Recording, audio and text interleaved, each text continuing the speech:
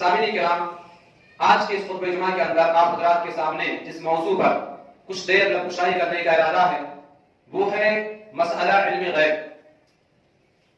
سامعین کرام، غیب اس پوشیدہ حقیقت کو کہا جاتا ہے جس کو نہ تو حواس خمسہ کے ذریعہ سے اور نہ ہی عقل کے ذریعہ سے معلوم کیا جا سکے۔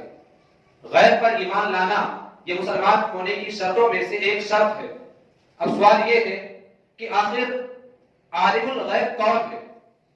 کیا فرشتوں میں سے کسی فرشتے کے پاس غیب کا علم ہے؟ کیا انبیاء میں سے کسی نبی کے پاس علم غیب تھا؟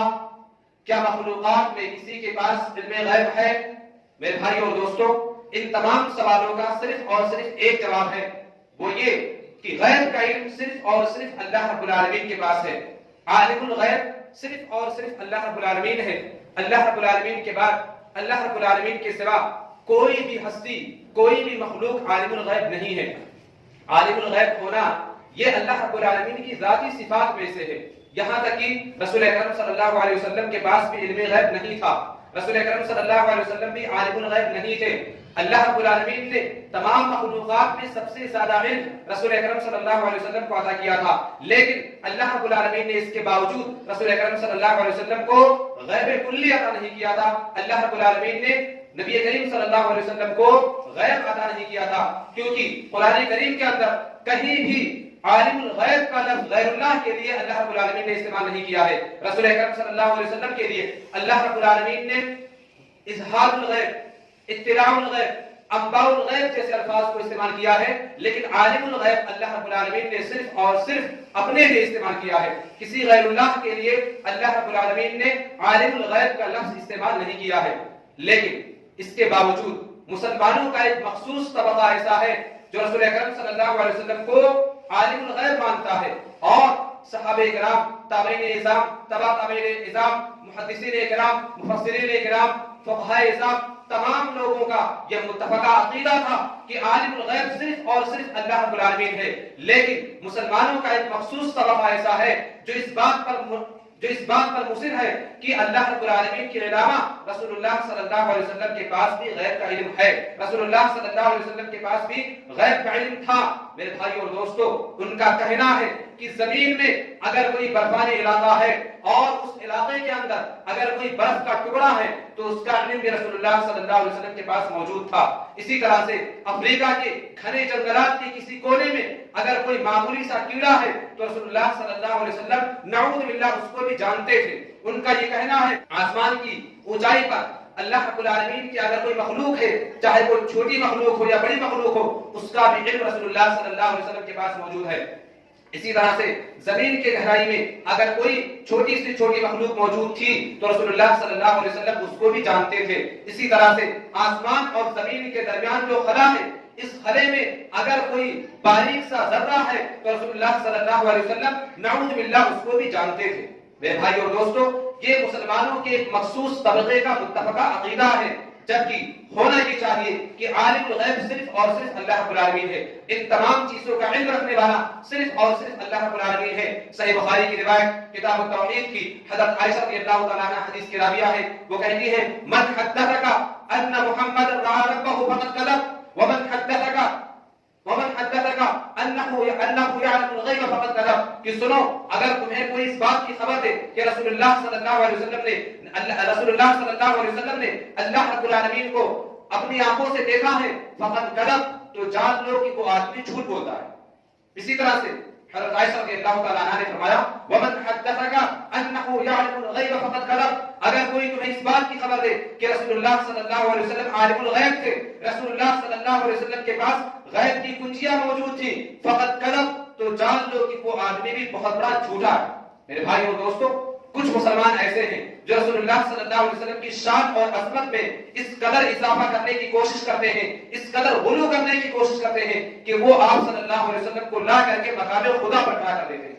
اور کچھ لوگ ایسے ہیں جو رسول اللہ صلی اللہ علیہ وسلم کی چاہت اور محبت میں اس قدر غلو کر جاتے ہیں کہ وہ اللہ رب العالمین کی صفات میں رسول اللہ صلی اللہ علیہ وسلم کو لا کر کے شریک کر دیتے ہیں۔ عالم الغیب صرف اور صرف اللہ رب العالمین ہے۔ اللہ رب العالمین پالنہار ہے، مختار کل ہے، لیکن بعض لوگ مختار کل، عالم الغیب، حاضر الناظر کا عقیدہ رسول اللہ صلی اللہ علیہ وسلم کے تعلق سے بھی رکھتے ہیں۔ میرے بھائی اور دوستو، اس طرح کے جتنے بھی عقائد ہیں یہ تمام کے تمام عقائد باطل ہیں۔ اس طرح کے جتنے بھی عقیدے ہیں اس تمام کے تمام عقیدے باطل اور جھوٹے عقیدے ہیں۔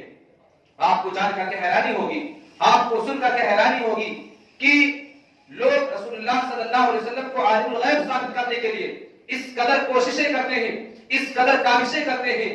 صرف لوگوں نے زبانی طور سے نہیں کہا، بلکہ رسول اللہ صلی اللہ علیہ وسلم کو عالم الغیب ثابت کرنے کے لیے موٹی موٹی کتابیں لکھی، ضخیم سے ضخیم کتابیں لکھی، اور کتابوں کے اندر قرآن اور حدیث کے نصوص کو توڑ مروڑ کر کے، ان نصوص کی تعویل کر کے اس بات کو ثابت کرتے ہیں کہ رسول اللہ صلی اللہ علیہ وسلم عالم الغیب تھے۔ ایک کتاب جس کے مؤلف کا میں نام یہاں میں میرے رسول پر کھڑے ہو کر کے نہیں لے سکتا، اس کتاب کا نام ہے الدولة المکیہ بالمادة الغیبیہ۔ الدولة المکیہ بالمادة الغیبیہ، یہ عربی زبان میں کتاب ہے، تقریباً 528 صفحات پر مشتمل یہ ایک موٹی کتاب ہے۔ اس کتاب کے اندر قرآن و حدیث کے نصوص کی تعویل کر کے اس بات کو ثابت کرنے کی کوشش کی گئی کہ رسول اللہ صلی اللہ علیہ وسلم عالم الغیب تھے، رسول اللہ صلی اللہ علیہ وسلم کے پاس غیب کا علم تھا۔ میرے بھائیو اور دوستو، اس کتاب کے اندر جن جن نصوص کو اٹھایا گیا، جن جن نصوص کو ڈالا گیا، وہ نصوص اس بات پر دال ہے کہ رسول اللہ صلی اللہ علیہ وسلم کو جو بھی چیزیں ادا کی گئی تھی، جو بھی چیزیں دی گئی تھی، وہ بطور معجزہ تھی۔ رسول اللہ صلی اللہ علیہ وسلم کی ذات سے جو چیزیں بطور معجزہ ثابت ہوئی، ان چیزوں کو دلیل بنا کر کے عام مسلمانوں کے سامنے اس بات کو باور کرانے کی کوشش کی گئی کہ رسول اللہ صلی اللہ علیہ وسلم نعوذ باللہ عالم الغیب تھے۔ میرے بھائیو اور دوستو، اللہ رب العالمین نے سورہ نمل کے اندر فرمایا قل لا يعلم من في السماوات والارض الغیب الا اللہ۔ اے میرے نبی، تم لوگوں سے جا کر کے کہہ دو کہ نہ تو غیب کا علم زمینی مخلوق کے پاس ہے اور نہ ہی آسمانی مخلوق کے پاس ہے۔ غیب کا علم صرف اور صرف اللہ رب العالمین کے پاس ہے۔ آسمان و زمین میں جتنے بھی لوگ موجود ہیں ان میں کسی کے پاس غیب کا علم موجود نہیں ہے۔ میرے بھائیو اور دوستو، اس میں دو طرح کی باتیں ہیں۔ نمبر ایک، اللہ رب العالمین نے قرآن کریم میں نبی کی زبانی اس بات کو کہلوایا، قل اے نبی تم کہو کہ آسمان و زمین میں کسی کے پاس غیب کا علم موجود نہیں ہے۔ اس کے باوجود لوگ رسول اللہ صلی اللہ علیہ وسلم کو عالم الغیب مانتے ہیں۔ اس کے باوجود لوگوں کا یہ عقیدہ ہے کہ رسول اللہ صلی اللہ علیہ وسلم کے پاس غیب کا علم تھا۔ میرے بھائیو اور دوستو، اب اس میں دو طرح کی باتیں آتی ہیں۔ یا تو اللہ رب العالمین نے نبی کی زبانی جو اس بات کو کہلوایا کہ اے نبی تم کہو کہ آسمان و زمین میں جتنے بھی لوگ ہیں کسی کے پاس غیب کا علم موجود نہیں ہے۔ میرے بھائیو اور دوستو، یا تو قرآن کریم میں اللہ رب العالمین نے جھوٹ بولا ہے کیونکہ نبی کے پاس غیب کا علم موجود تھا، اس کے باوجود اللہ رب العالمین نے نبی کی زبانی اس کی نفی کروائی ہے۔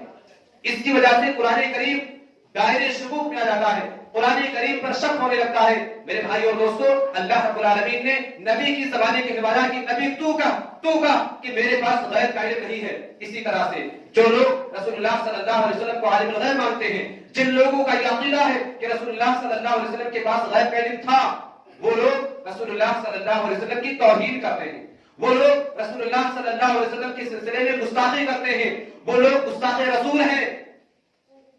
بعض لوگ یہ سمجھتے ہیں کہ ہم نبی کے لیے اپنی طرف سے جو چیزیں ثابت کریں گے اس سے نبی کی عزت میں، نبی کی رفعت میں، نبی کی عظمت میں اضافہ ہوگا۔ میرے بھائیو اور دوستو، نبی کی عزت میں، نبی کی رفعت میں اضافہ انہی چیزوں میں ہے جس کو اللہ رب العالمین نے اپنے نبی کے لیے ثابت کیا ہے، جس کو اللہ رب العالمین نے بذات خود اپنے نبی کے لیے ثابت نہیں کیا ہے۔ ان کو منمانی ثابت کرنا، ان کو اپنی طرف سے ثابت کرنا، اس سے رسول اللہ صلی اللہ علیہ وسلم کی عزت میں، رسول اللہ صلی اللہ علیہ وسلم کی عظمت میں ذرہ برابر اضافہ ہونے والا نہیں ہے، بلکہ اس سے رسول اللہ صلی اللہ علیہ وسلم کی توہین ہوتی ہے، اس سے رسول اللہ صلی اللہ علیہ وسلم کے سلسلے میں گستاخی ہوتی ہے۔